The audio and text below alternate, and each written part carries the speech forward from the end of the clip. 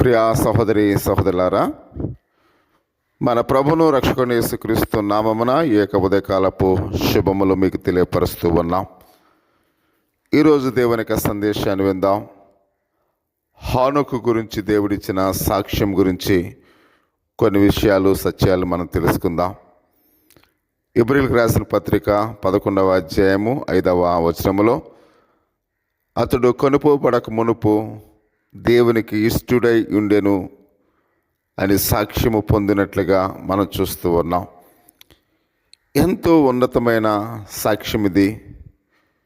ఎందుకంటే ప్రియా సహోదరి సహోదరుడా, హానోకు దేవునికి ఇష్టుడుగా ఉన్నాడు. మనుషులను సంతోషపెట్టక కేవలం దేవుని మాత్రమే సంతోషపెట్టి ఆయన చిత్తము చొప్పున చేసేవాడుగా హానోకు ఉన్నాడు.